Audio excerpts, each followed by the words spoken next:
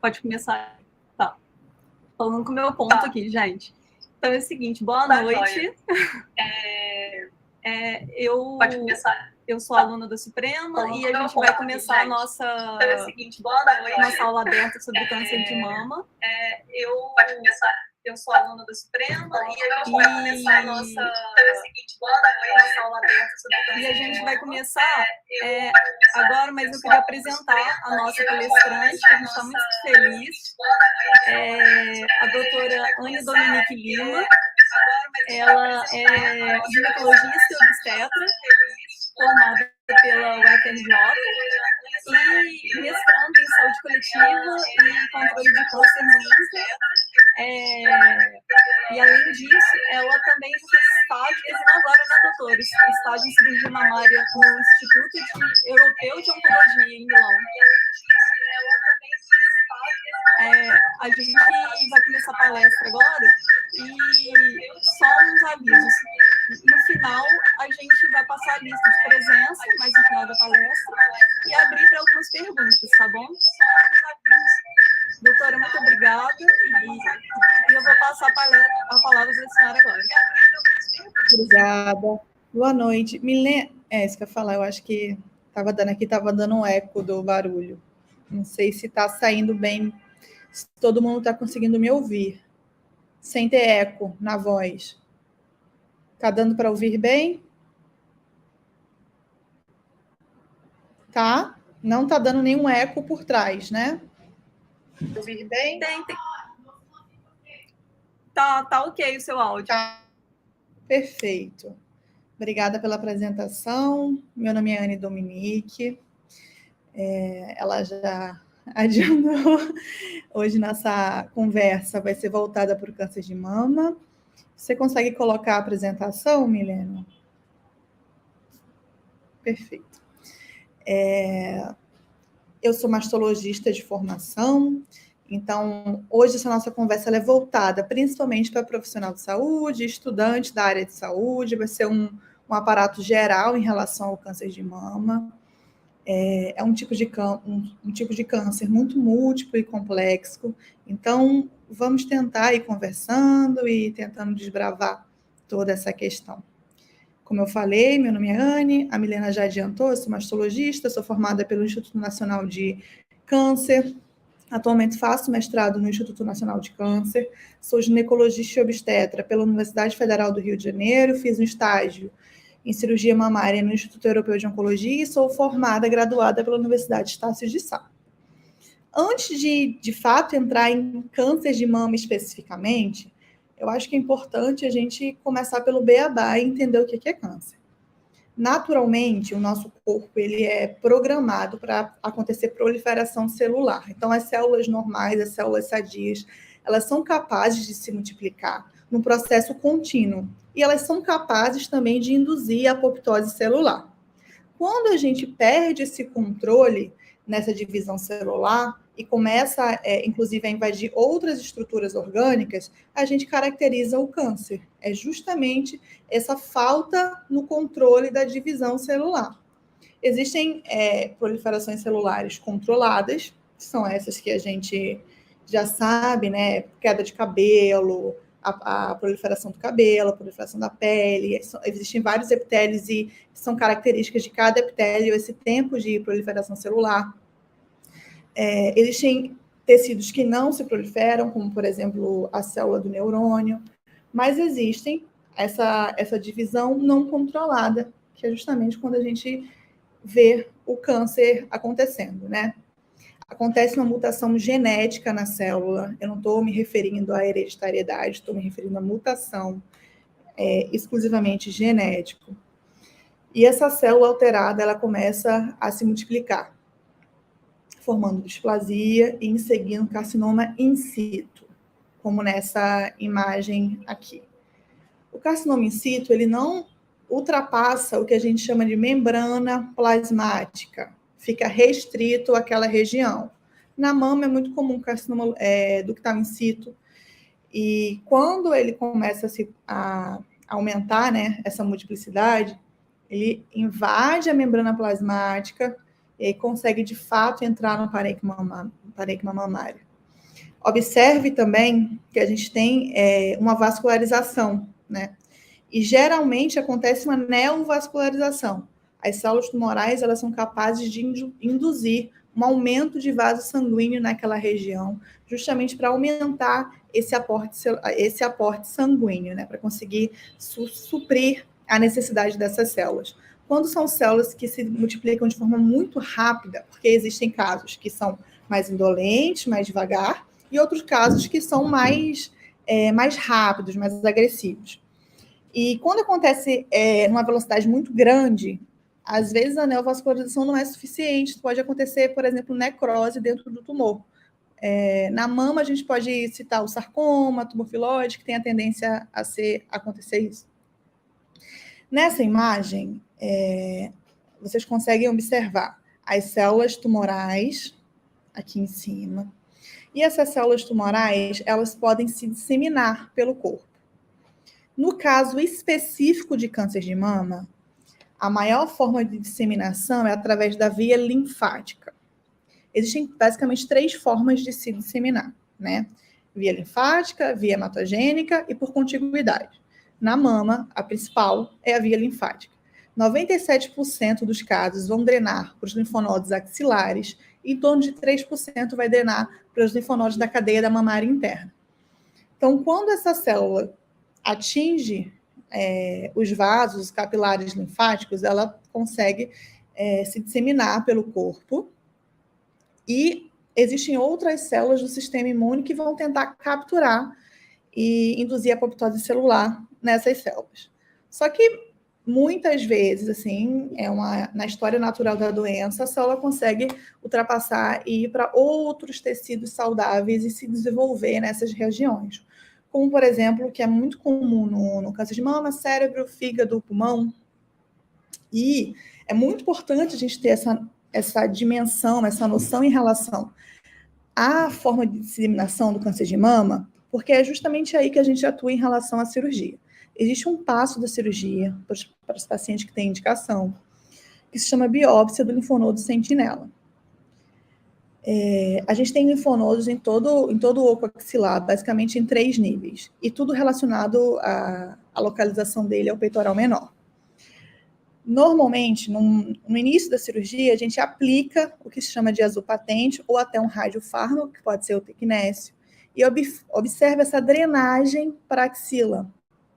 A gente aplica geralmente ao redor, né, periareolar, ao redor do complexo areopapilar. E quando abre na região axilar, a gente consegue ou identificar visualmente através do azopatente, que o linfonodo fica azul, o primeiro linfonodo que recebe essas células, ou através do probe, que a gente consegue ouvir a captação do radiofármaco. E faz uma análise histopatológica desse linfonodo para avaliar se aconteceu migração celular da região tumoral para a axila e dali possa ter se disseminado pelo corpo. É fundamental a gente entender a importância da epidemiologia em relação ao câncer, né? O câncer, ele tem sido a segunda maior causa de mortalidade, abaixo apenas das causas de risco cardiovascular. E tem estudos que projetam que a longo prazo ele vai passar as doenças cardíacas em relação à mortalidade. E eu tenho muito orgulho de ter feito residência no INCA e observar todo o trabalho que o INCA faz em relação à prevalência do câncer no Brasil. Vocês que estudam medicina, vocês devem, não sei se vocês já perceberam, mas na maioria das aulas, todos os dados em relação à parte de epidemiologia, a gente importa dos Estados Unidos, da Europa, geralmente, fator de risco, aí sempre falam, né, de estudos europeus, de estudos americanos, poucas vezes se falam em relação a estudos brasileiros. E em relação a câncer, o INCA faz esse trabalho. O INCA ele é voltado para fazer todas as diretrizes nacionais em relação a controle e detecção precoce do câncer. E eles fazem uma estimativa a cada 3 anos em relação à incidência, em relação aos novos casos de câncer. Relacionado especificamente a câncer de mama, o último que saiu, que foi do ano passado, estima-se 73.610 novos casos.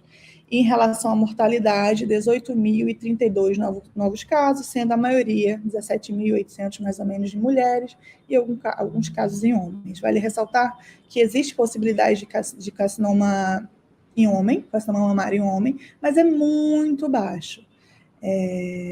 No que pese que a mulher, ela tem, só por ser mulher, é um grande fator de risco, né? Ela, só por ter nascido mulher, tem um fator de risco muito aumentado em relação a câncer de mama quando a gente compara com o homem. E é fundamental a gente ter uma dimensão em relação a essa prevalência, porque isso impacta em vários setores. Impacta em relação ao conceito ampliado de saúde, a qualidade de vida desses pacientes, impacta em relação à questão social, em relação à parte econômica no país, porque muitas vezes são pessoas que vão ficar afastadas do trabalho. É muito importante ter uma noção do panorama geral. Tá? E por que a gente classifica o câncer de mama? Eu costumo até conversar com minhas pacientes quando a gente dá o diagnóstico, que as pessoas tendem a colocar câncer de mama dentro de um saquinho e achar que é tudo igual. Tá com câncer de mama e aí já tem ideias em relação ao prognóstico, ideias em relação ao tratamento. E, na realidade, é uma doença extremamente heterogênea. E a gente individualiza muito cada caso, justamente por ser muito complexo em relação a isso. Existem vários fenótipos, existem várias formas histopatológicas, diferentes respostas ao tratamento e, consequentemente, diferentes prognósticos. Eu trouxe um exemplo, por exemplo, em relação à classificação histopatológica. A liga é a liga de patologia, então, em alguns pontos, eu vou tentar trazer esse tema durante a nossa conversa. O tipo de câncer mais comum é o carcinoma ductal invasivo, que é o tipo histológico não especial. Tá? O segundo mais comum é o lobular infiltrativo. E aí tem vários outros tipos. O tubular, o medular. E cada tipo tem um comportamento, uma biologia tumoral diferente. Por exemplo, o carcinoma lobular infiltrativo, ele é muito característico em relação à patologia clínica, né? Ele tem a ausência de uma proteína que se chama ecaderina. Essa proteína ela é responsável pela coesão celular. Então, ele geralmente não forma um tumor visível na mamografia, um tumor bonitinho, assim, redondinho, né? Ou muito visível, hiperdenso. As células, elas não têm coesão, então elas ficam soltas. Geralmente, na lâmina, a gente vê uma célula em fila indiana. E ele tem várias características, costuma ser multicêntrico, ou seja, ele não fica geralmente só em um quadrante, pode ter outros tumores nos outros quadrantes da mama. A mama ela é dividida em 4 quadrantes. Ele costuma ser bilateral. É muito difícil naquela cirurgia que eu falei, que é a biópsia do linfonodo sentinela axilar, para ver o primeiro linfonodo que drena essas células, a gente conseguir identificar somente com raspagem ou congelação. Geralmente tem que ir para parafina para a gente poder avaliar, porque essas células ficam mais soltas. Ele tem uma tendência a fazer skip metástase, ou seja, pular linfonodo. Então, cada tipo tem uma característica. O tubular tem uma tendência a ser mais luminal, a ter um crescimento mais indolente, o medular já é um pouco mais agressivo. Então, tudo isso é levado em conta quando a gente recebe esse diagnóstico, a gente avalia o plano terapêutico de cada paciente. E aí, a gente entra no que chama imunohistoquímica. O painel da imunohistoquímica é muito importante, porque fala para a gente, principalmente, o prognóstico dessa paciente e como que a gente vai avaliar o plano terapêutico. Uma célula da mama saudável, ela tem receptor de estrogênio e receptor de progesterona. É normal a célula mamária ser responsiva a hormônio. Toda mulher sabe que durante o ciclo menstrual dela vai ter épocas que a mama vai estar edemaciada, engurgitada, dolorida, até para dormir ficar incomodando. E tem épocas que você não sente nada, que a gente chama até de mastagia cíclica, né, na parte clínica, justamente porque a gente responde ao hormônio. E existe uma avaliação patológica na lâmina que a gente vê como que essas células são responsivas, né, ao hormônio, ao HER2. E uma célula que vai se diferenciando muito, ela vai perdendo essas características iniciais. Então, por exemplo, o tumor luminal A. Ele tem receptor de estrogênio positivo, receptor de progesterona positivo e um HER2 negativo. HER2 é uma proteína transmembrânica que também está presente na mama naturalmente, está presente na bexiga, no pulmão, na pele, em vários tecidos do nosso corpo. Mas ela é responsável por fazer uma sinalização celular para essa célula se dividir. Em alguns casos de câncer de mama, ela vai estar super expressa. Então, no caso do luminal A, ela não tem expressão. Vocês estão vendo que na lâmina a gente vê uns pontinhos mais marrons? Quando tem esse pontinho mais marrom, é porque é presente. Tem presença de receptor de estrogênio, de progesterona e de HER2 não. E a gente diferencia através do KI67, que é um índice de proliferação celular. Abaixo de 14% é um índice de proliferação celular mais brando, mais baixo. Então, quando os tumores são mais agressivos, geralmente eles têm um índice de proliferação celular, um KI67 alto, tá? Porque tende a se multiplicar de forma mais rápida. Então, os tumores luminais tendem a ter um prognóstico melhor, ser um tumor mais indolente, de se multiplicar mais devagar. Isso muda para a gente em relação à terapia. O tumor luminal B, ele pode ter receptor de estrogênio positivo, receptor de progesterona positivo ou negativo, HER2 positivo ou negativo, com KI67 acima de 14%. Os tumores com superexpressão de HER2, eles podem ser receptor de estrogênio negativo e de progesterona negativo, receptor HER2 superexpresso, que a gente vê aqui bem marronzinho, e às vezes ele tem os três, que a gente chama de triplo positivo, que ele responde aos três, né? Tem uma hiperexpressão dos três receptores. E o HER2 superexpresso, ele acomete aí em torno de 20% da população, né, das pacientes que têm câncer de mama. Está surgindo uma nova classificação de HER. Essa classificação que eu coloquei na aula é uma classificação que ainda é prevalente, ainda é o que a gente está utilizando, mas tem lançado uma nova droga, mais para frente eu vou falar um pouco dela, que se chama deruxtecan, trastuzumab deruxtecan, que a gente tem visto que até pacientes com HER2 expresso, mas um pouco mais baixo, não 3 cruzes que a gente fala que está super expresso, também tem resposta. Então, está surgindo uma nova classificação de HER low, HER ultra low. Isso é o futuro. Daqui a pouco essa classificação em relação ao HER só positivo ou negativo vai cair. Vai ter como se fosse uma graduação da presença do HER. E o triplo negativo, quando essas células perdem todas essas características de receptor hormonal ou de superexpressão de HER2. Tanto o HER2 superexpresso quanto o triplo negativo, eles têm um comportamento, uma característica de biologia tumoral mais agressiva, tá? Isso é importante falar. Então, a patologia, ela vem em relação ao tratamento de câncer, em relação ao diagnóstico de câncer, nos dando um aparato muito grande, tá? Ampliou para a gente, não conseguiu mostrar para a gente o quanto a doença é heterogênea. Então, é muito importante, porque quando a gente consegue dividir em subtipos moleculares, assim, logo antes de existir a imunistoquímica, eles não sabiam, a gente não sabia como dividir em grupos, né? Aconteceu um estudo em 2006 nos Estados Unidos, que eles fizeram um mapeamento genético dos cânceres, dos tumores. E eles conseguiram subdividir. E por isso que a gente usa esses subtipos moleculares.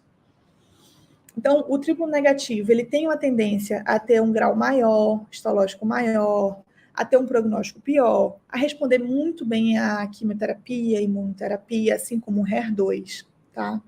O HER2, ele tem uma terapia anti-HER2, que é o trastuzumab. O luminal A, luminal B, principalmente o luminal A, tem uma tendência a ser mais indolente, a crescer de forma mais devagar, a ter um grau histológico melhor, ser um grau 1, grau 2, e ter um prognóstico melhor e responder a endocrinoterapia, já que ele é receptor hormonal positivo. O luminal B, ele fica como se fosse num limbo. A gente não tem a gente não sabe muito o que esperar. Toda vez que é luminal B, ele pode simplesmente atuar de uma forma extremamente agressiva e rápida e às vezes ser mais indolente. Claro que uma paciente ou outra pode fugir dessas características, né? Porque na medicina nem sempre nem nunca, mas são características mais usuais, mais comuns. tá? E quando a gente fala em câncer, a gente tem que ter na cabeça que existem fatores de riscos que nos fazem ficar mais suscetíveis a desenvolver câncer. O primeiro que eu falei em relação ao câncer de mama é ser mulher, é um risco não modificável. E a gente consegue dividir entre riscos modificáveis e riscos não modificáveis. Em relação aos riscos modificáveis, se sabe que em torno de 40% de todos os cânceres a gente pode reduzir a chance de incidência diminuindo esses fatores de risco, ou seja, eles são evitáveis, 40% dos cânceres. Isso é muito alto. Quando a gente fala em fator ambiental e comportamental, é um dos principais que a gente tem que atuar. Por exemplo, obesidade, sobrepeso e inatividade física, basicamente está tudo junto, relacionado ao sedentarismo. A mulher, ela fica mais exposta à questão hormonal, porque quando a gente tem um aumento de células adipócitas, a gente tem uma chance maior de fazer conversão periférica de estrogênio, por exemplo, então fica mais tempo exposta ao hormônio. Uma inatividade física, quando a gente faz exercício físico abaixo de 150 minutos semanais, tudo isso pode aumentar o risco, é bem característico de aumentar o risco de desenvolver câncer de mama.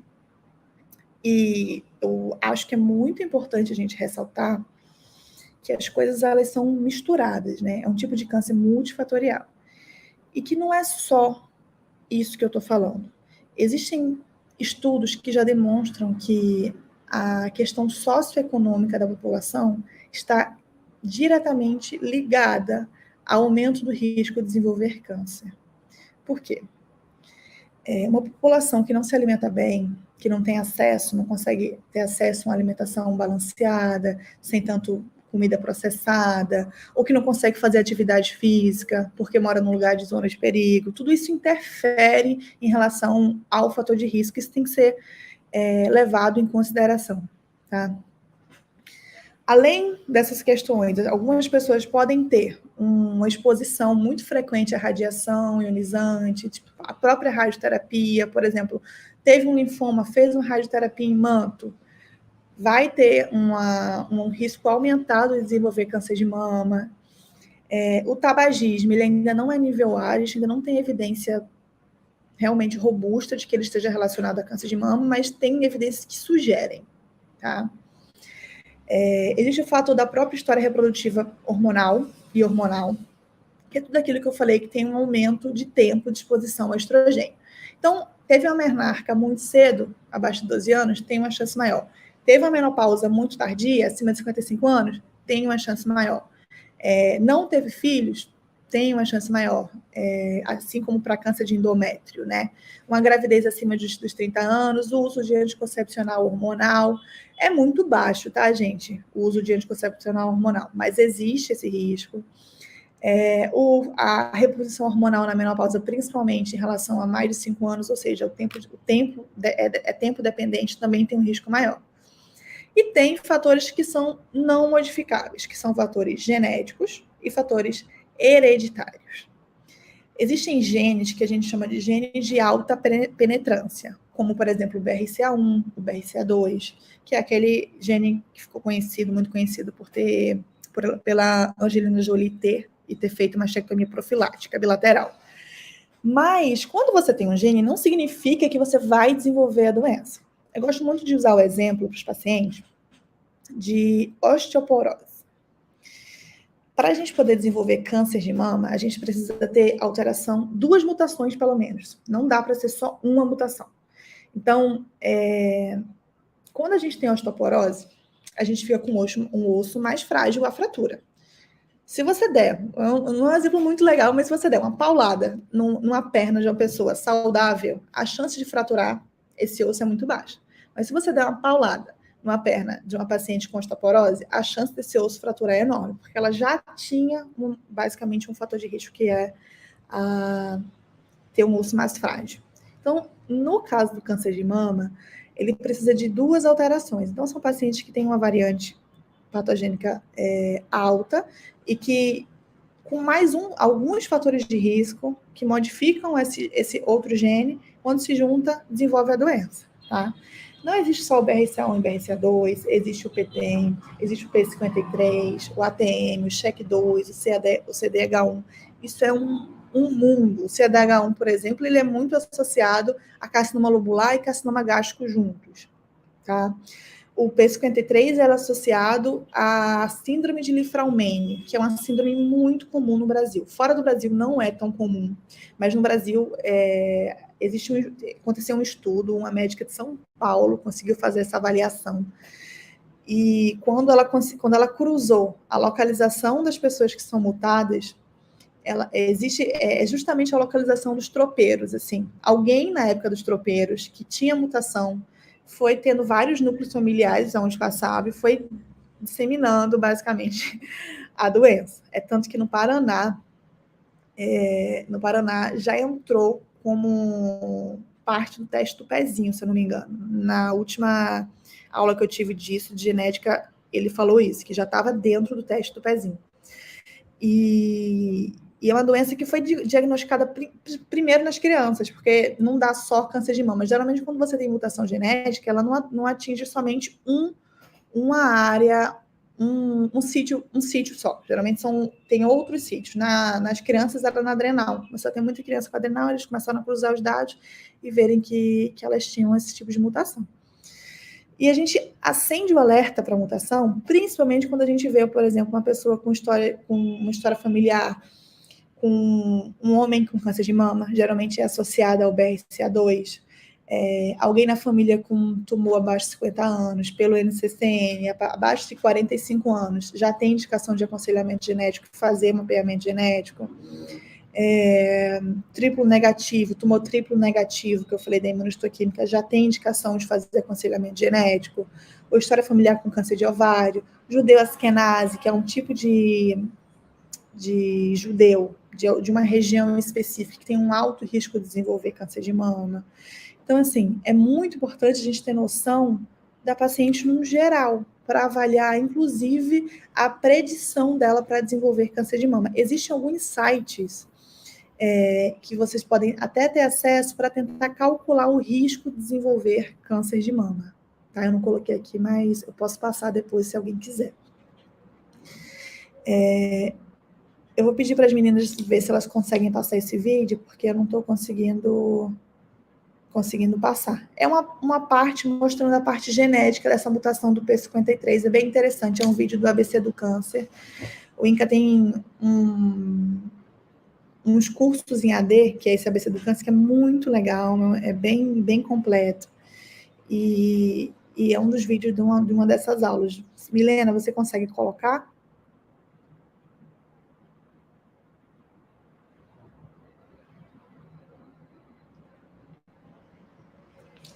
Oi, Anne. Se não conseguir, tá tudo bem. Eu estou abrindo aqui, doutor, e espera só um segundinho que eu vou abrir, compartilhar e espelhar para aparecer aqui para o pessoal. Tá bom, para as pessoas, tá?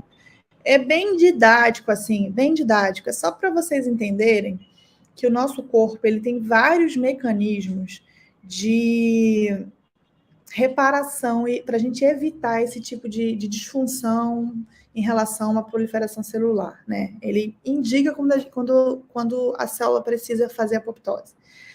E quando a gente perde esses mecanismos, e aí pode ser por mutação genética, como, por exemplo, o Li-Fraumeni, que é a do P53, pode ser por várias outras questões, porque é multifatorial, a gente acaba desenvolvendo uma possibilidade de câncer. Vamos ver se ela consegue colocar.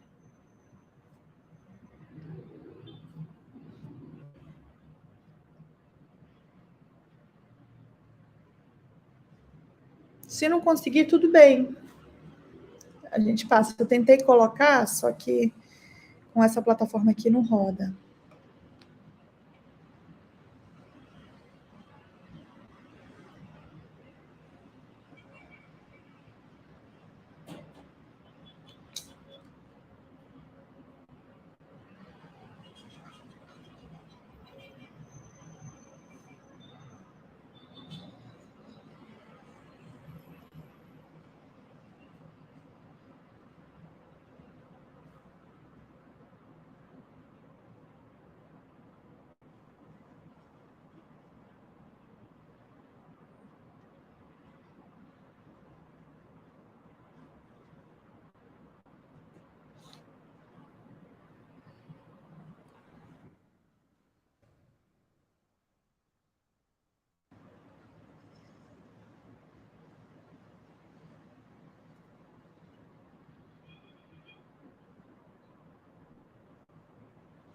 Milena, se não for, tá tudo bem, tá?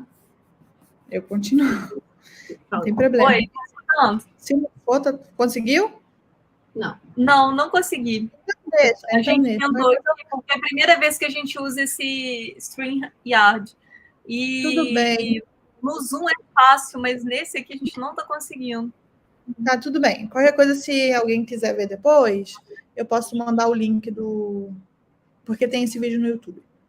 Esse link que você me passou, eu posso colocar no chat para o pessoal ver? Então, gente, eu vou passar aqui o link da doutora Anne no chat. Vocês abrem, por favor, porque problemas técnicos a gente não conseguiu compartilhar. Tá tudo bem.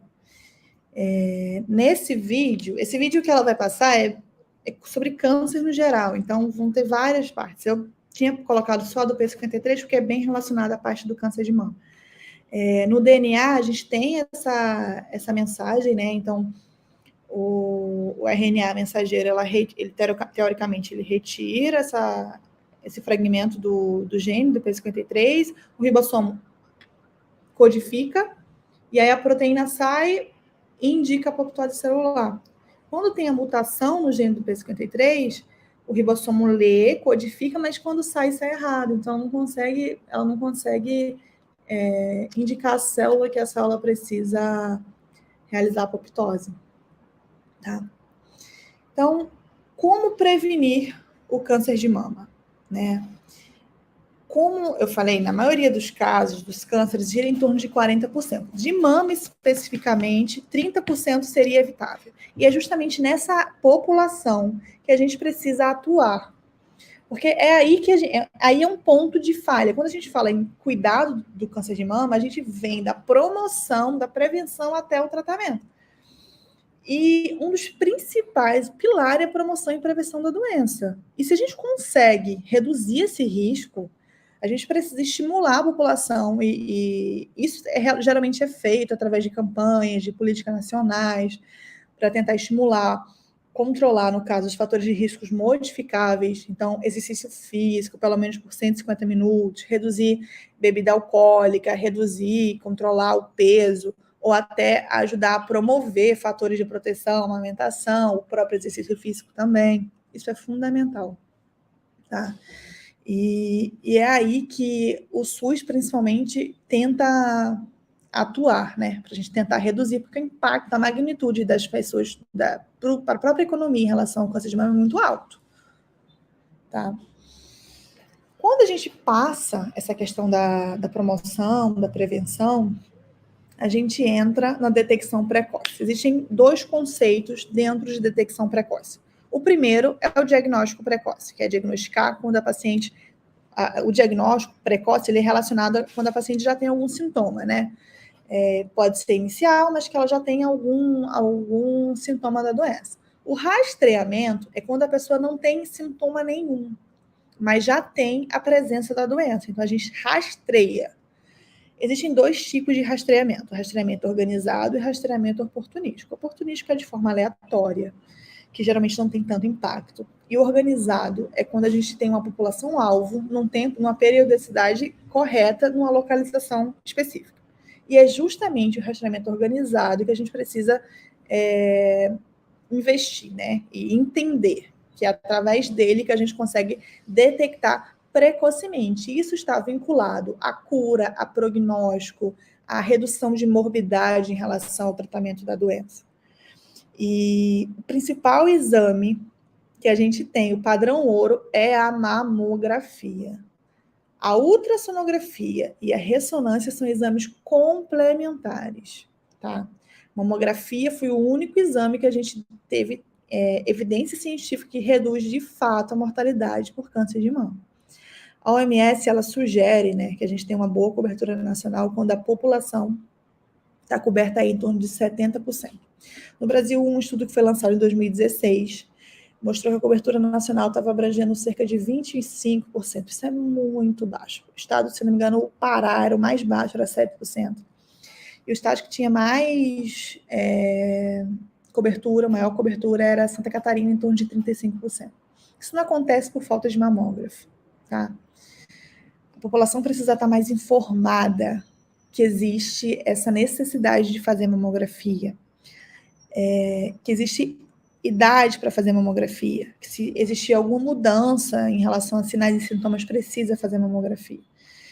E existem até questões culturais de pessoas que não querem ficar sem roupa na frente de outra pessoa, enfim. E é como se tivesse vários fatores que interferissem nessa cobertura nacional, tá? E é função nossa, como profissional de saúde, ficar atento em relação a isso. Vocês, quando formarem, vão trabalhar em atenção primária, então tem que ficar muito atento em relação a tudo isso. Existem algumas mamas que, quando são muito densas, a gente não consegue ver tão bem na mamografia. E aí a gente lança a mão de ultrassonografia quando a categoria da mama é BIRAD 0, tá? Ou então de ressonância, dependendo da situação. Mas por que a mamografia é tão importante assim, em relação ao rastreamento? Porque é a mamografia que vai identificar as calcificações que são suspeitas. Existem calcificações que são de aspecto benigno, que a gente não precisa fazer nada, só acompanhar mesmo. E existem, acompanhar que eu falo, fazer o seu exame periódico. E existe calcificações que têm suspeição maligna, que já são BIRADS 4, categoria 4. E o que vê isso é a mamografia, a ressonância não vai ver. A ultrassonografia só se for algo muito grosseiro. E como a gente quer detectar isso de forma precoce, muito inicial, é nela que a gente precisa atuar. Em relação ao autoexame, não é que o autoexame é proscrito, mas ele não deve ser estimulado como forma de rastreamento, tá? Por quê? Porque ele não reduz a mortalidade. Para a gente sentir alguma coisa na mama, tem que ter pelo menos assim 1 centímetro. E se for uma mama muito grande, se tiver no terço posterior da mama, a gente não consegue sentir. O mastologista não vai conseguir sentir, vai ter que avaliar com mamografia também. O autoexame ele é muito importante para a paciente conhecer a mama dela e ela observar se tiver alguma mudança na característica. Nossa, a minha pele mudou, estou com um abalamento, tenho uma retração. Então, isso é importante, ela se conhecer, porque aí se ela notar alguma diferença, ela procura ajuda médica. Mas o autoexame em si não teve impacto em relação à mortalidade. Muitas vezes ele é associado a até uma ansiedade gerada na paciente. Tá? E aí vem os sinais e sintomas da doença. Qualquer nódulo mamário em mulheres de mais de 50 anos, ele precisa ser observado. Não significa que ele precisa ser biopsiado, mas ele tem que ser visto em mamografia, tem que observar se esse nódulo cresce ou não. E aí, independente da idade, se o nódulo cresce na mama, ele precisa de biópsia. Isso é indicação de biópsia, tá? Se a mulher apresenta uma descarga papilar sanguinolenta, também, descarga papilar é líquido saindo pela papila, pelo famoso bico do peito, tá? Descarga papilar dá uma aula, porque tem várias que são benignas, espontâneas. Eu estou falando de descarga papilar que sai sozinha, sem expressão. A gente precisa lembrar que a mama é uma glândula, então se ficar estimulando muito a mama tem a tendência da gente ter descarga papilar. Pode ser láctea, pode ser multicolorida, enfim. Eu estou falando especificamente da descarga sanguinolenta, que ela está associada a carcinoma papilífero. Tá? Então, a gente tem que ficar atento em relação a isso. A grávida pode até ter, uma vez ou outra, uma descarga papilar sanguinolenta, mas o restante da população não, tá bom? Lesão eczematosa é como se fosse uma descamação, uma ferida com descamação da pele, que não melhora com tratamento tópico. Por que eles colocam isso, que não melhora em relação ao tratamento tópico? Porque o eczema, ele geralmente responde, o eczema puro, ele geralmente responde a corticoide. Ele acomete normalmente bilateral as duas papilas. Mas a doença de Paget, que é um tipo de carcinoma ductal in situ, ele não vai melhorar com corticoide porque é câncer. Tá? Então tem que ficar atento. E não adianta passar a medicação e só ver a paciente daqui a 3 meses. Tem que acompanhar perto, ver de perto. Homens com tumoração palpável, tá? Presença de linfonodo axilar grande na axila. Pode ser só uma reação vacinal? Pode, mas pode ser um linfoma, pode ser um câncer de mama. Então tem que ficar atento, observar, colher bem essa anamnese, esse exame físico, tá? O aumento progressivo do volume da mama, com edema na pele, que a gente chama até de Paul Rose, que é essa casca de laranja, tem que avaliar. uma retração, uma mudança no formato de mamilo, tudo isso pode ser sinal e sintoma do câncer de mama. Tá? Eu trouxe algumas imagens para vocês terem uma noção. Essa primeira imagem aqui com essa descamação é justamente o que a gente chama de lesão eczematosa, que eu falei que pode ser um eczema ou uma doença de Paget.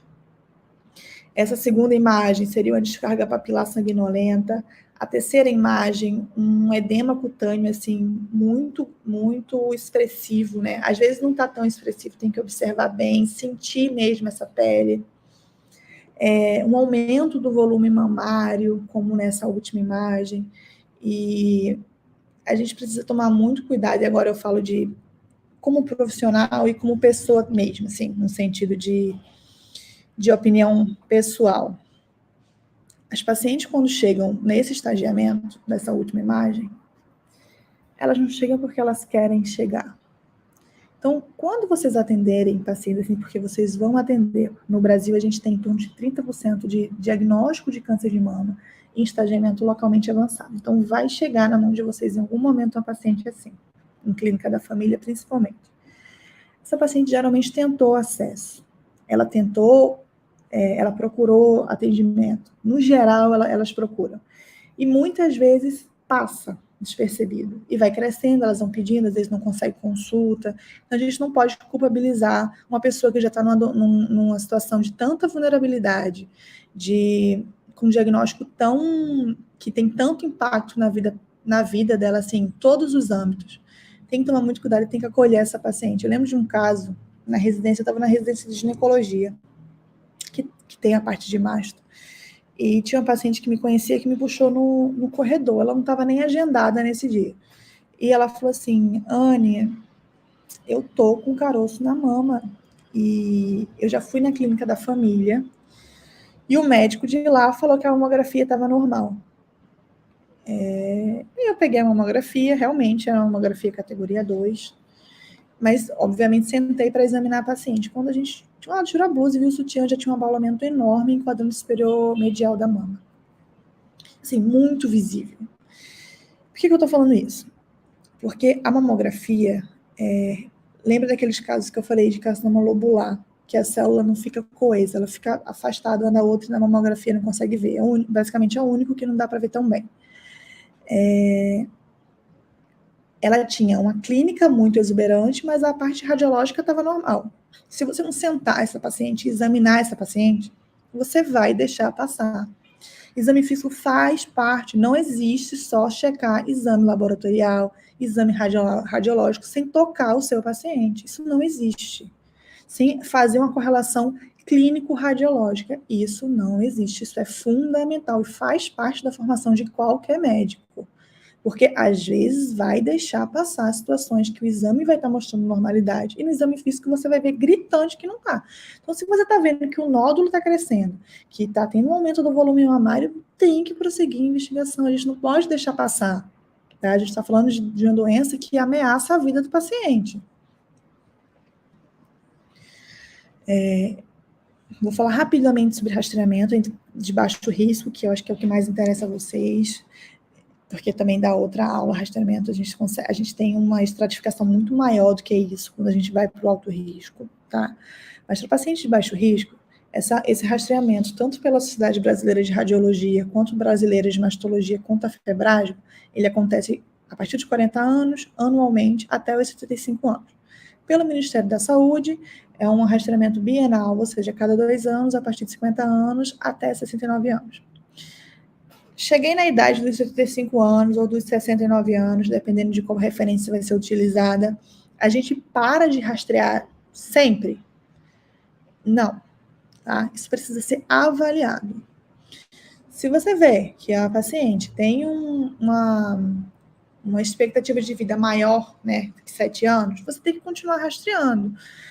Por exemplo, uma paciente que tem doença renal crônica, que infartou, que tem diabetes, que tem hipertensão, IAM, que já é muito acometida por outras comorbidades, essa paciente, muito provavelmente, a chance dela falecer por câncer de mama é muito menor, porque muitas vezes uma insuficiência cardíaca, que a sobrevida aí gira em torno de 5 anos. Então, você tem que avaliar quando passa dessa idade. tá? Aí vai de caso a caso. Existe o diagnóstico.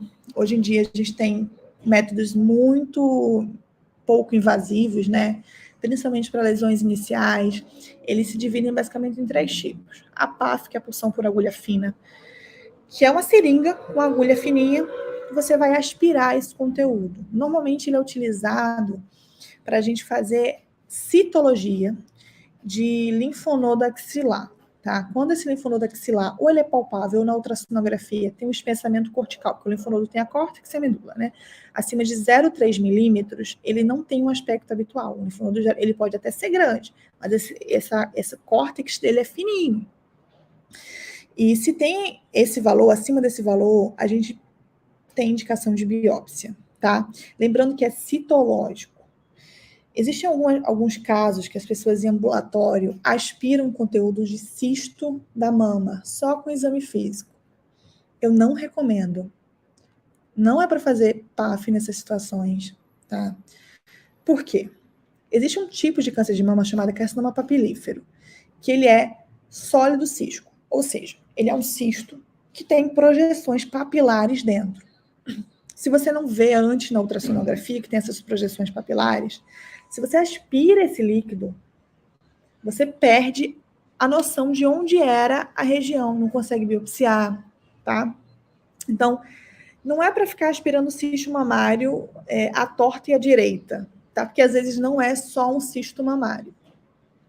A core biopsy, eu coloquei uma agulhinha aqui para representar, é uma aspiração por agulha, é uma biópsia por agulha. Ela tem essa frenestra aqui no meio, então a agulha avança, quando volta com fragmento. E, diferente da PAF, ela é um diagnóstico histopatológico. Então, com ela, a gente já consegue fazer a parte da imunohistoquímica, por exemplo, né? Avaliar a histologia e imunohistoquímica. Pode ser feita tanto guiada por ultra, quanto por estereotaxia, quando é por mamografia, ou se for um nódulo palpável, a gente consegue fazer direto com a mão, tá? Sem precisar guiar. E temos a biópsia assistida a vácuo, que é o que a gente chama de mamotomia. Geralmente ela é utilizada em casos de calcificações. Se a gente não consegue palpar, geralmente faz mamotomia guiada por estereotaxia, tá? Existem também casos que a gente faz diagnóstico através de cirurgia incisional ou cirurgia excisional, dependendo do caso, tá? Mas é menos comum. Às vezes a gente tem um tumor assim, você vê que já tem edema, que está ocupando a mama inteira, a gente faz core, faz mamotomia, e não sai invasão, sai só in situ, por exemplo. E aí você vê que não tem, quando você faz uma correlação, que não pode ser só in situ. In situ não ultrapassa a membrana basal, in situ não invade o parênquima. Como é que essa paciente está com edema, está com um nódulo super palpável, com edema visualmente, localmente avançado, e é só in situ? Não é só in situ.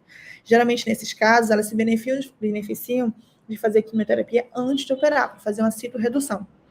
E aí você fez core, continue in situ. Você fez mamotomia, continue in situ. Aí você pode lançar a mão de uma biópsia incisional em centro cirúrgico, para tirar um fragmento maior, para ter o diagnóstico e melhorar o plano terapêutico.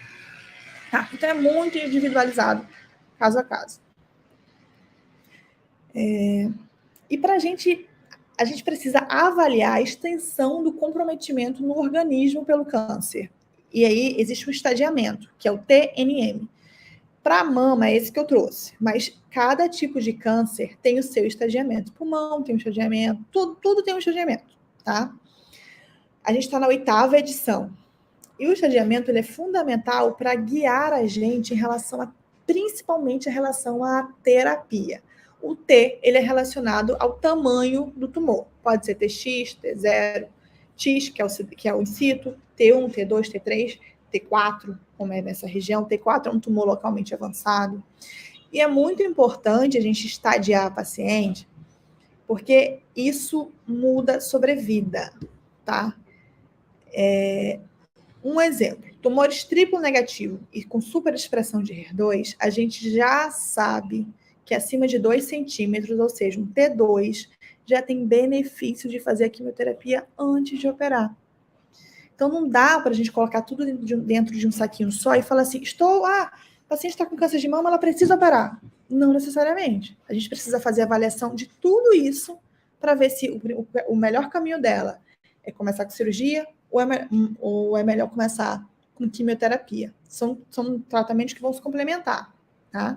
Mas isso tudo é muito individualizado e a gente não tira isso da nossa cabeça. É tudo medicina baseada em evidência, tá? Numa era de fake news, assim, é muito importante a gente seguir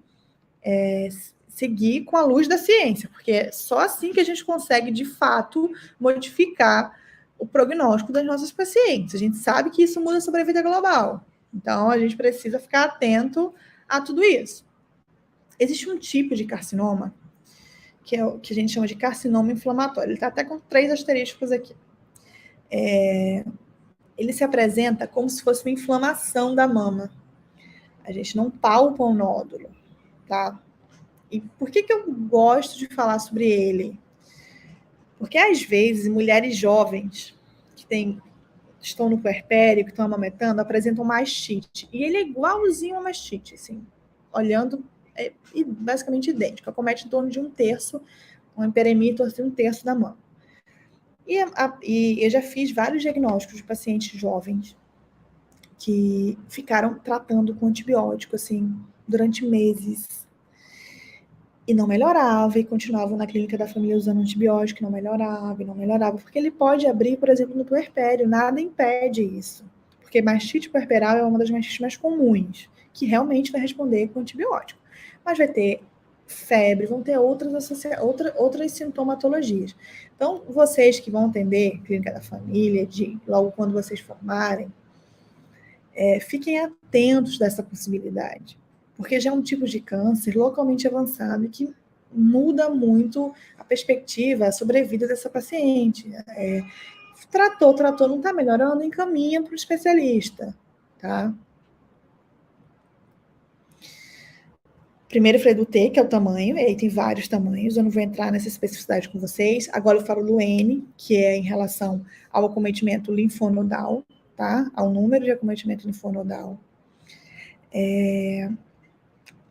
Observem 2 coisas só. O T, aqui eu tenho o TX e o NX, tá?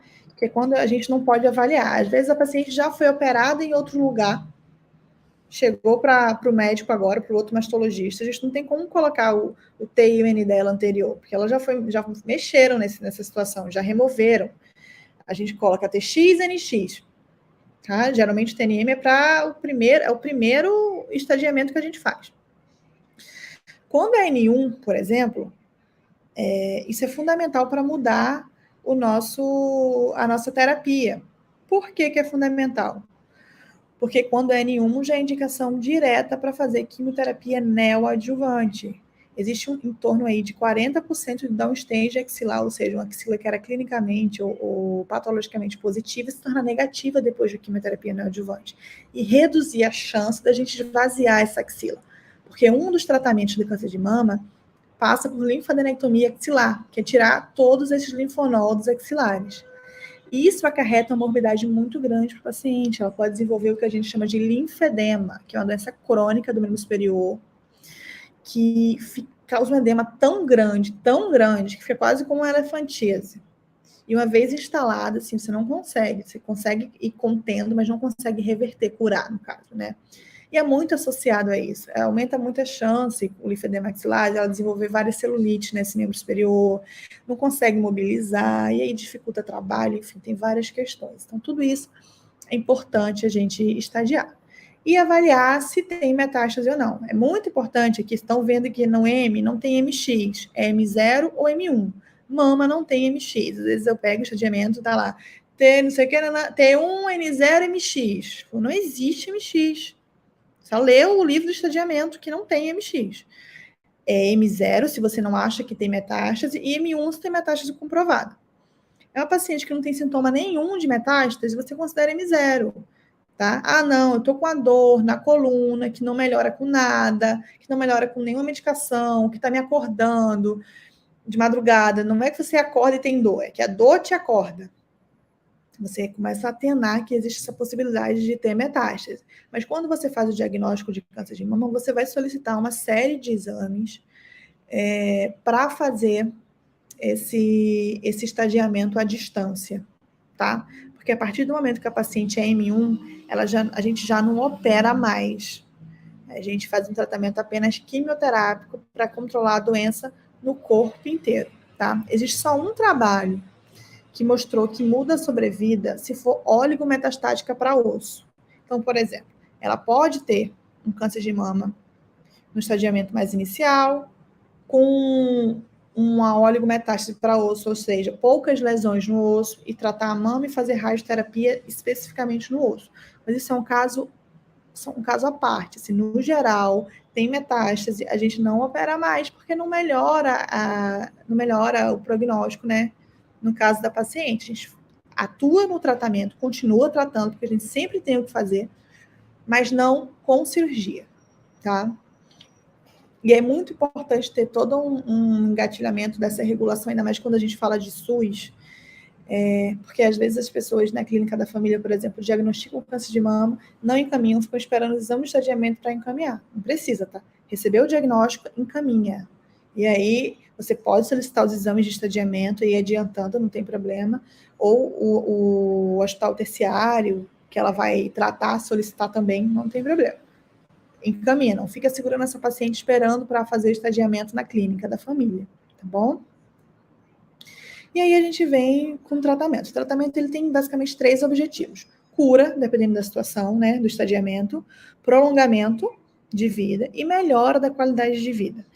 Eu não vou conseguir entrar com vocês em cada um deles especificamente, porque dá para a gente falar só sobre um durante uma aula, só sobre o outro durante uma aula, porque é muita coisa. O que eu preciso que vocês entendam?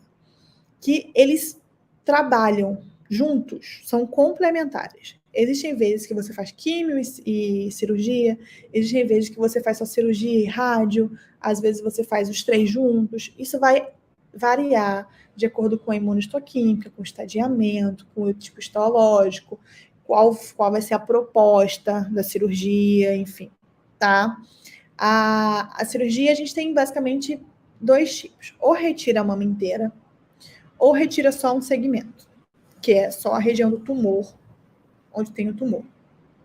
Quando a gente tira a mama inteira, a gente pode fazer uma mastectomia radical, que tira a mama toda e esvazia a axila. A gente pode fazer uma mastectomia simples, que tira só a mama e a biópsia do linfonodo de sentinela. Ou uma mastectomia que a gente já consegue associar com a reconstrução mamária imediata, que é a nipple sparing, que a gente tira a mama por um espaço menor, mantém toda a pele, mantém todo o complexo areolo-papilar, ou skin sparing, que a gente tira o complexo areolo-papilar e a mama e deixa a pele. E aí você já consegue começar naquele momento a reconstrução mamária imediata, com prótese, enfim. Isso muda de acordo com o estadiamento da paciente. Se for um tumor muito inicial, a gente consegue fazer um segmento. Se for um tumor muito avançado, um T4, a gente vai precisar fazer uma mastectomia radical, tá? Não tem, e isso vai variar. A quimioterapia, ela pode ser adjuvante, que é uma quimioterapia pensando em cura depois da cirurgia, ou neoadjuvante antes da cirurgia. Eu vou falar um pouquinho da neoadjuvante daqui a pouco.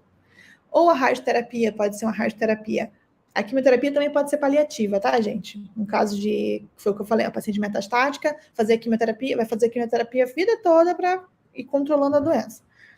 A radioterapia pode ser uma radioterapia pré-operatória, às vezes a paciente tem um tumor que sangra muito. Eu tive um caso ano passado de uma paciente com sarcoma de mama que não conseguia estabilizar para fazer a cirurgia, porque a hemoglobina estava muito baixa, porque o tumor era um T4, assim, já ulcerado, com muito sangramento, e ela não conseguia aguentar a cirurgia. Então, ela fez a radioterapia para conter o sangramento e depois a gente operou. Existe uma frase quando a gente fala de câncer, que é o paciente com câncer precisa ter saúde para tratar, porque a quimioterapia é muito agressiva, a radioterapia é muito agressiva, vai trazer efeitos colaterais assim, que não é fácil de lidar. Então, a gente precisa avaliar tudo isso. Tem casos, inclusive, que a gente não faz quimioterapia, dependendo da situação, tá?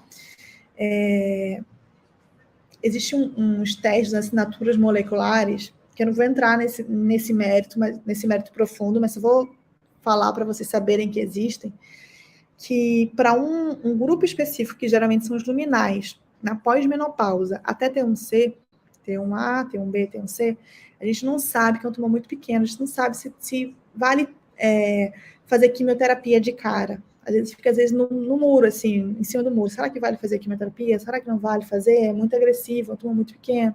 E aí, por exemplo, o MammaPrint, o Endotype, o Oncotype, eles avaliam a possibilidade, assim, ele é preditivo e prognóstico. Se essa quimioterapia vale a pena ou não naquele caso. A gente ainda não tem aqui no SUS. É um exame que vai para fora do país. Quando eu fiz esse estágio na Itália, eu fiquei em Milão, e Milão faz parte da província da Lombardia. Lá existe uma associação de mulheres, inclusive que a que encabeçou essa associação foi a primeira paciente do Instituto Europeu de Oncologia, que é lá, que é a Europa Dona, o nome. E elas conseguiram assegurar um cotype para todo mundo que tem indicação na Lombardia. Eles estão tentando ampliar isso para todas as outras províncias, através de manifestação popular, ida a congresso, né? Enfim, congresso que eu falo em relação político, tá? Congresso do Planalto, no caso de lá. E existe essa possibilidade. Então, é muito complexo e muito múltiplo. Assim. Complexo não é de complexo de dificuldade, mas tem muita possibilidade. Então, você tem que raciocinar tudo isso. É muito interessante o tratamento para câncer de mama. E todas essas mudanças, né, na quimioterapia, principalmente quando a gente fala em imunoterapia, quando a gente fala em terapia anti-HER2, mudaram muito o prognóstico das nossas pacientes. Assim, a gente fala em cura hoje em dia, principalmente se descobrir cedo. Não é o mesmo diagnóstico que se dava há 15, 20 anos atrás. Tá? A gente tem um gama de medicamento e de tratamento muito ampla para câncer de mama. E eu trouxe aqui essa imagem, que é um guideline que a gente usa, que é o NCCN, que é como se fosse uma bíblia para todo mundo que trabalha com oncologia. É americano e é tudo baseado em evidência. E esse, por exemplo, são os princípios para a quimioterapia NEL. Né? Um buccal, um N3, um T4 que é localmente avançado, paciente que, mesmo sendo operáveis, vale a pena fazer quimioterapia NEL porque muda prognóstico, sobrevida, como eu falei, triplo negativo e HER2 positivo, acima de T2, ou um N1 que pode virar N0, ou um tumor que é grande, aí pode reduzir com a quimioterapia, a gente oferecer uma cirurgia conservadora, ou até em casos que a cirurgia vai atrasar por algum motivo, a gente pode lançar a mão da quimioterapia antes, colocar a cirurgia depois. Então, assim, são várias nuances, tá? É importante salientar que existe aconteceu uma mudança na radicalidade cirúrgica. É muito comum você escutar assim, doutora, por favor, eu quero arrancar a mama inteira, eu quero, inclusive, tirar outra mama também. Como se isso fosse mudar, de fato, a sobrevida da paciente. Não tem correlação, tá, gente? Já tem vários estudos, assim, consagrados por mais de 20 anos, que mostram que a cirurgia conservadora de mama, em casos específicos, obviamente, não estou falando de T4, por exemplo, estou falando de tumores T1, T2, associada, cirurgia conservadora associada à radioterapia, ou a mastectomia radical, né? São 2 braços. Fez mastectomia ou fez cirurgia conservadora com radioterapia. Não tiveram diferença em relação à sobrevida global. A recorrência local, basicamente, não teve diferença. O P é um P com significado, né? Estatístico. Então, a gente tem muita confiabilidade, dependendo do caso, de manter a cirurgia, manter a mama da paciente, retirar só a região do tumor, tá? Com as margens cirúrgicas, que a gente fala de negativo, no wing tumor, né? Tinta não toca nenhuma célula tumoral. A gente tira a região do tumor, geralmente tem uma questão estética melhor, que não tira a mama inteira, tem outras questões que são envolvidas também quando a gente fala em cirurgia de mama, porque a mastectomia é um tipo de mutilação, né? Então, o ideal é que seja associado a uma reconstrução imediata ou tardia, enfim. Então, tirem da cabeça que cirurgia de mama é equivalente a mastectomia, não é, tá? Em alguns casos, a gente indica mastectomia profilática contralateral. São casos que têm um alto risco, por exemplo, a paciente mutada, pode ser que ela se beneficie, tá? Eu trouxe essa imagem para falar de futuro e para falar de esperança. A ASCO é um congresso internacional que acontece anual, e em San Antônio também acontece anual. na última ASCO que teve, eles publicaram, né, conseguiram apresentar o Destiny, que esse aqui é o Destiny 4. Lembra que eu falei que tem tumores que têm superexpressão de HER2, né? A gente tem uma terapia específica anti-HER2. Então, aqui na membrana celular, a gente tem o HER2, esse anticorpo monoclonal, junto com a droga conjugada, ele é absorvido para dentro da célula e as enzimas lisossomais, a gente tem muito em célula cancerígena, consegue clivar o linfonodo da droga, tá? Então, o deruxtecan, que eu tinha falado no início que ia falar sobre ele, que é o TDXD, ele consegue se soltar e ele atua exatamente em cima do DNA celular. Então, ele induz a apoptose direto. Ele tem uma meia-vida curta, então os efeitos colaterais são baixos. E ele consegue ultrapassar a membrana plasmática e atuar atuar na célula vizinha, que é o que a gente chama de efeito bystander. Isso, o Destiny 4, assim, anterior ao Destiny 4, a gente tinha o estudo Catherine, que era só o trastuzumab, que é o mesmo anticorpo, junto com a etazina. E o trastuzumab junto com a etazina, ele aumentou aí em torno de 34% a sobrevida. O TDXD aumentou em torno de 72%. Então, é uma mudança, assim, uma esperança. Tanto que, quando apresentaram esse estudo, a plateia inteira levantou aplaudindo, porque foi algo, assim, está sendo revolucionador. Revolucionador, acho que é isso.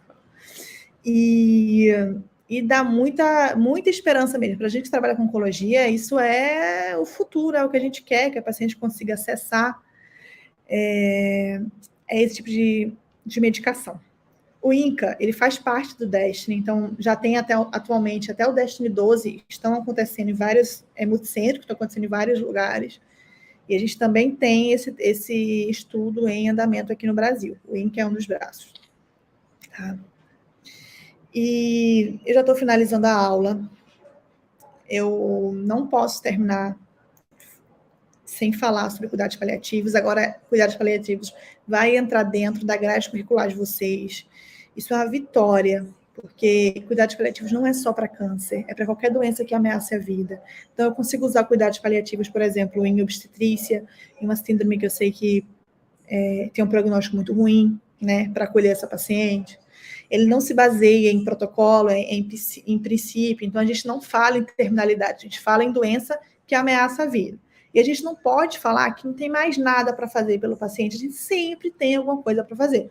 Cuidados paliativos ele é voltado principalmente para controle de sintoma e qualidade de vida dessa paciente. Então, assim, lá no INCA, ele tem um HC, que a gente chama de hospital da clínica, né? HC1, são 4 HCs, HC1, HC2, HC3 e HC4. O HC4 é só voltado para cuidados paliativos. Então, tem um diagnóstico de uma doença que ameaça a vida, você já pode começar esse tratamento de cuidados paliativos. A gente ainda precisa caminhar muito no INCA, fora do INCA, muito em relação a cuidados paliativos, abrir a nossa cabeça, estudar sobre isso, porque tem muito paradigma em cima disso, muito preconceito em cima disso. Mas o trabalho de cuidados paliativos é muito lindo de se ver, assim. Às vezes a gente está em cuidados de fim de vida, que são as últimas 72 horas da paciente. Ela entra no processo ativo de morte, a gente aprende a identificar isso. E você consegue aliviar muito esse período. Ou então, ela recebeu o diagnóstico de câncer de mama, está tendo muita dificuldade de lidar com isso, a gente consegue atuar com os cuidados paliativos. Ou ela faz uso de uma medicação que fica muito enjoada, não consegue responder às medicações usuais que a gente faz antiemética, a gente lança a mão de cuidados paliativos, por exemplo, Aldol pode ser utilizado para controle de vômito, que geralmente as pessoas não usam, codeína para controle de tosse. É uma especialidade médica voltada só para isso, e tem uma abordagem, assim, tanto multidisciplinar, é o hospital que eu trabalhei que mais eu consegui ter apoio da psicologia, da enfermagem, da assistente social. É muito comum vocês vão ver quando vocês começarem a trabalhar, quando a gente trabalha em hospitais que não tem tanta estrutura, de cair em cima do médico algumas responsabilidades que geralmente são de outras áreas e que você acaba tendo que lidar e fazer para não deixar o paciente desamparado. Mas lá eu lembro assim, eu precisava dar alta para o paciente. E era um paciente que tinha vulnerabilidade social. A assistente social já estava em contato com a família, com a clínica da família, para avaliar com a ambulância quem ia levar, se tinha um lugar para o paciente ficar. Porque não adianta o paciente tratar o câncer, fazer a cirurgia e você querer dar alta para ela no dia seguinte, se essa paciente não tem um apoio em casa que consiga ajudar durante a reabilitação dela. Porque não adianta, aí você vai, por exemplo, cirurgia de cabeça e pescoço, cirurgia câncer de boca, muito comum em pessoa que é alcoólatra, que fuma, geralmente homem, que tem uma vulnerabilidade social maior. E aí não mora sozinho, não tem uma condição socioeconômica boa, você dá alta para o paciente na semana seguinte internar com infecção. Entendeu? Que não consegue melhorar só com a cirurgia. Então, assim, não é só o que a gente faz, é uma coisa múltipla, complexa, é uma rede realmente que a gente precisa ter, não só em oncologia, em todas as áreas, tá?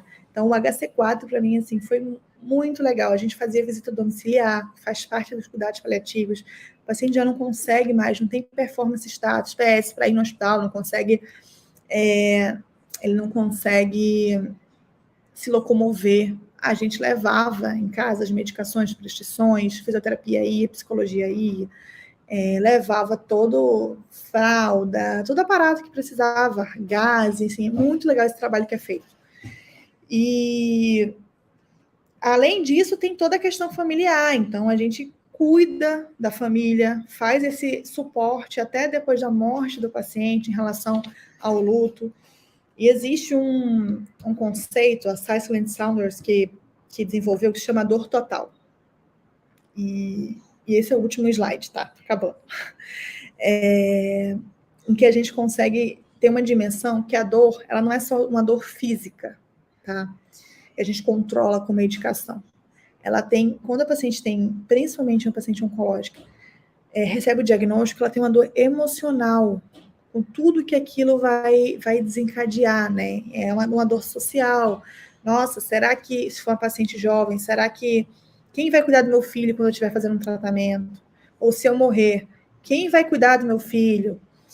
Se eu parar de trabalhar, porque eu não consigo trabalhar com a doença, se eu não conseguir nenhum tipo de suporte financeiro, porque tem várias questões governamentais que conseguem subsidiar enquanto elas fazem um tratamento, mas assim, começa a se preocupar se é a única pessoa que faz, que consegue fazer essa questão do suporte financeiro na família, então se você para de trabalhar, ou então a pessoa que cuida de você não consegue cuidar porque está trabalhando e precisa parar de trabalhar para cuidar do paciente, tudo isso tem que ser levado em consideração. Existe um conceito chamado conceito ampliado de saúde. Saúde não é ausência de doença. A saúde, ela perpassa por várias áreas, assim, a gente entra em tudo, basicamente, né? Entra na questão física da doença, se tiver ou não, entra na questão emocional, de saúde mental, na questão profissional, se você está satisfeito ou não, na questão espiritual. Lá no INCA a gente tem um capelão, inclusive, que acompanha os pacientes se precisarem, se elas quiserem, uma questão social. Então, a gente tem que estar atenado a tudo isso, tá? Acho que é isso, eu espero que tenha ficado claro tudo que eu falei, é muito conteúdo, eu não consigo entrar com detalhes em cada uma aula só, porque é um panorama, mas eu quero que vocês fiquem na mente a multiplicidade mesmo que o câncer de mama traz, e que isso não é um diagnóstico de morte, tá? Hoje em dia isso é um diagnóstico que a gente consegue tratar e conseguir falar em cura, dependendo do caso, conseguir falar em qualidade de vida e um bom prognóstico. E que vocês entendam que nem tudo é cirurgia, que a gente tem todo um aparato correlacionado e que não necessariamente tem que ter pressa em começar operando, às vezes a gente precisa dar um passo para trás e começar com quimioterapia ao invés da cirurgia, porque sabe que isso vai melhorar muito a qualidade de vida da paciente, o prognóstico, e que existe que a pessoa ela é um todo, ela não é um câncer, né? Ela é uma pessoa, ela tem câncer, ela vai passar por isso. E isso vai acarretar várias questões emocionais, sociais e espirituais que precisam ser levadas em conta, tá? Até na forma que a gente fala para não ser violento. Tá bom? Espero que tenham gostado aqui a referência bibliográfica. Estou aberta a perguntas, se alguém quiser fazer. Tá? É isso.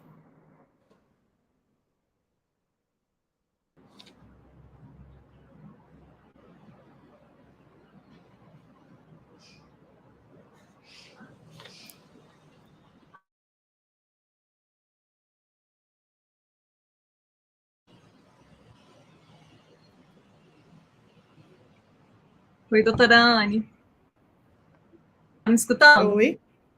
Tô. Oi. Pode chamar de Ó, primeiro eu quero reiterar o que você falou. Se alguém tiver alguma dúvida, para mandar aqui no chat que a gente repassa para a senhora. Tá bom? E enquanto isso, enquanto eu espero se alguém tem alguma dúvida, tudo e passo para você, eu tenho uma. É o seguinte, é que quando a gente estudou sobre câncer de mama, a gente já tem, acho que 2 períodos atrás, a gente estudou que tem fatores hereditários e que influenciam no câncer e fatores esporádicos. Aí me surgiu uma curiosidade que quando a senhora falou sobre eu até anotei aqui, deruxtecano, não é esse nome? Essa droga, ele é um anticorpo anti-HER2. Isso. É uma droga que vai, vamos falar assim, atacar os fatores esporádicos, né? Que vai atacar os fatores que estão relacionados ao ciclo celular. Agora, eu não entendi. A minha então, deixa eu explicar. Ele não vai, o deruxtecan, ele não atua como profilaxia, atacando o fator de risco. Ele atua, ele é terapêutico. Então, por que eu trouxe aquele slide falando do Destiny, que é justamente o deruxtecan, o TDXD? Para vocês entenderem que a gente tem uma terapia celular monoclonal. Assim, é um anticorpo que vai atuar em cima da célula, mas ele é um tipo de terapia, ele trata câncer de mama, ele não previne câncer de mama. Entendeu a diferença? Entendi. Para mostrar o quanto isso é importante. Porque eu, por exemplo, eu sou mastologista de formação, mas eu preciso ter uma noção de oncologia, eu preciso ter uma noção de radioterapia, eu preciso estar antenada a tudo isso, porque nossas áreas, né, elas se complementam. Então, se eu pego um HER2 e opero direto, dependendo da situação, eu não estou levando... não é que eu não estou tratando da forma correta, mas existe uma forma melhor de se tratar. Então, a gente tem que estar sempre antenada a essas mudanças, entendeu? Uhum. É porque a minha dúvida, inclusive, englobava o seguinte: com certeza existem outras drogas, aí o que me veio à cabeça foi o seguinte, que como essa droga ela vai é um anti-HER2, fiquei pensando sobre os fatores hereditários, mas não tem uma droga específica, né, que atua sobre o BRCA1, o BRCA2, TP53, isso aí a gente está falando de genética, né? Que a gente não consegue modificar. É genético e hereditário. O único fator que a gente consegue controlar, fator de risco, são fatores relacionados à obesidade, atividade física, tabagismo. Não existe nenhuma medicação que faça redução do risco de desenvolver câncer de mama. É tanto que, de vez em quando, sai em jornais, assim, até meio sensacionalismo. Vacina para câncer de mama. Estudos de vacina para câncer de mama. Essas vacinas não são vacinas profiláticas, igual a gente faz para a Covid, por exemplo. É uma vacina terapêutica, ela é imunoterapia para pacientes que já têm câncer de mama e que elas têm demonstrado modificação em relação a prognóstico e sobrevida. Fator de risco, quando a gente... Existem drogas... Fala. Só para eu tirar a dúvida, existem algumas drogas que inibem os receptores ER/PR, aqueles receptores de progesterona, estrogesterona? Quando eu falei em endocrinoterapia, quando eu falei de quimioterapia, naquele slide de tratamento, eu até falei de endocrinoterapia.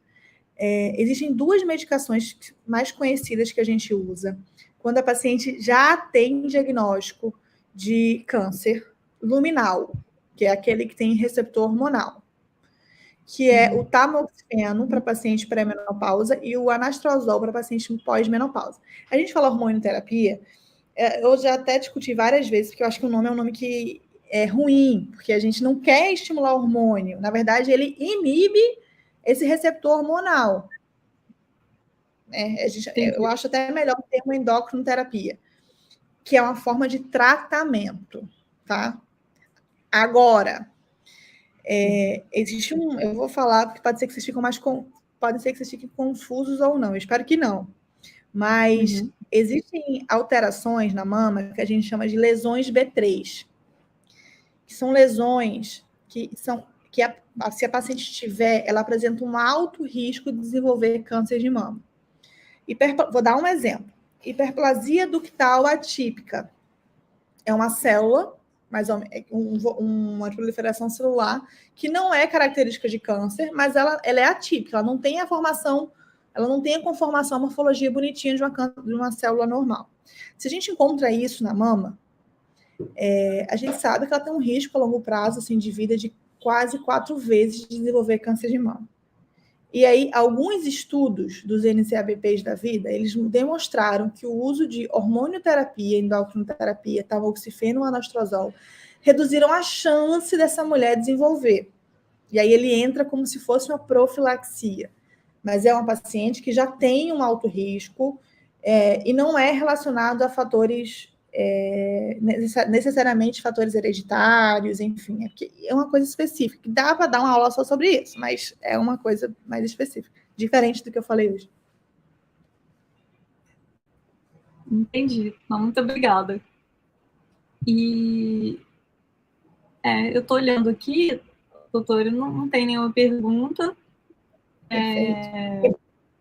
E eu acho que a gente já pode encerrar a live. Olha, eu quero falar para todo mundo. A gente estava até trocando ideia aqui enquanto você estava fazendo a palestra. Eu falei, gente, que palestra ótima. A gente está muito satisfeito, porque essa é a nossa primeira palestra do ano na Lapato, na nossa liga de patologia. E, assim, começamos com o pé direito. Porque a gente gostou muito. A gente já teve, pelo menos tem um pessoal aqui que uma grande parte já teve aula de patologia sobre câncer de mama, então dá para aplicar muito o que a gente aprendeu com você aqui na prática, na teoria, né, na verdade, no que a gente viu com a Anne, a sua xará, e nas nossas aulas. Xará e amiga. Ela falou que grande amiga sua. E foi até ela que indicou você, ela é a nossa orientadora da liga, e a gente foi muito bom aplicar, tanto que eu tinha essas dúvidas sobre os fatores genéticos, os fatores esporádicos, e foi bom ter conversado um pouco com a senhora. Muito obrigada por ter reservado esse tempo para falar com a gente, e eu espero que em outras oportunidades a gente consiga marcar novas conversas sobre outros temas interessantes dentro da sua área. Tá obrigada, bom? Muito obrigada. Eu que agradeço pela oportunidade. Eu adoro esse espaço de conversar, enfim, acho muito importante, tá? Então, saibam que vocês podem sempre contar. Se tiverem dúvida também, podem me contactar. Eu não coloquei, acabei que eu não coloquei, agora que eu vi meu contato, Instagram, mas enfim. Se quiserem falar comigo. Se quiserem falar também, pode falar. Estou sempre aberta. Tá bom. Se alguém mandar alguma dúvida, porque às vezes a pessoa fica envergonhada, não quer mandar agora, ou então lembra depois da dúvida, a gente envia para você. Tudo bem. E só um lembrete para o pessoal que está assistindo a gente, não esquece de assinar a lista de chamada, colocar e-mail, nome completo, viu, gente? Ó, doutora Anne, muito obrigada, uma boa noite. Obrigada. Tudo de bom para você. Obrigada, gente. Tchau. Gente, boa noite. Tchau, tchau. Eu tenho a chamada, botou vermelho e um lado.